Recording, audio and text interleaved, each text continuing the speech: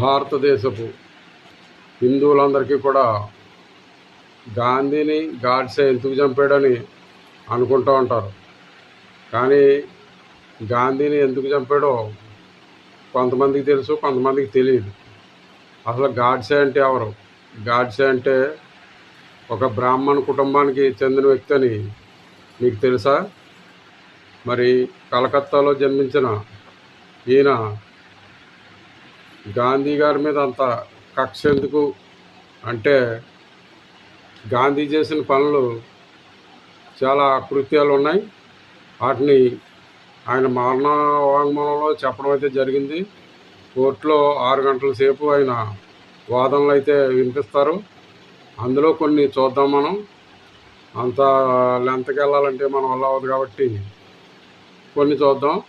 పాకిస్తాన్ నా శవం మీద విడగొట్టాలని చెప్పిన గాంధీ పాకిస్తాన్ని విడగొట్టడానికి అంగీకరిస్తాడు. విడగొట్టిన తర్వాత కూడా అక్కడ వాళ్ళు ఇక్కడికి, ఇక్కడ వాళ్ళు అక్కడికి వెళ్ళిపోతూ ఉంటారు. వెళ్ళిపోయినప్పుడు ఇక్కడ వాళ్ళు ఆస్తిపాస్తులు అమ్ముకుని వెళ్ళారు, కొంతమంది వెళ్ళేవాళ్ళు. కానీ అక్కడి నుంచి వచ్చేవాళ్ళు ఆస్తులు అన్నీ వదులుకొని కట్టుబట్టలతో భారతదేశానికి వచ్చారు. వచ్చేటప్పుడు కూడా చాలామందిని, లక్షల మందిని ఊచకోత కోసారు వాళ్ళు. ఎన్నో లక్షల శవాలు ట్రైన్లో భారత్కు పంపించారు. అలాంటప్పుడు గాంధీ ఏమాత్రం కూడా చెలించడు.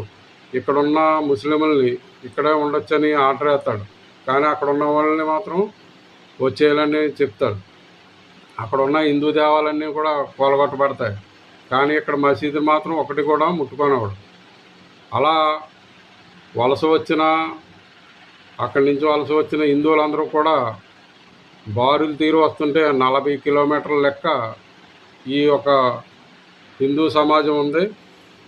వీళ్ళకి పులిహార పొట్లాలు తప్ప ఏమీ అందించలేని నిస్సహాయ స్థితిలో భారత్ ఉండిపోయింది. అలా వచ్చిన వాళ్ళు మసీదుల్లో ఉంటే వాళ్ళని బయటకు పోవాలని చెప్పి నిరాహార దీక్ష చేస్తాడు గాంధీ.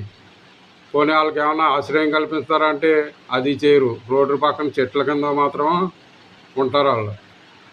ఇలాగా గాంధీ చేసిన కొన్ని అకృత్య పనులు గాడ్సేకి నచ్చవు. అదే కాదు, పాకిస్తాన్ ఇడిపోయిన తర్వాత 50 కోట్లు నష్టపరిహారం ఇవ్వాలని చెప్పి ధర్నాకి కూర్చుంటాడు, నిరాహార దీక్ష చేస్తాడు గాంధీ.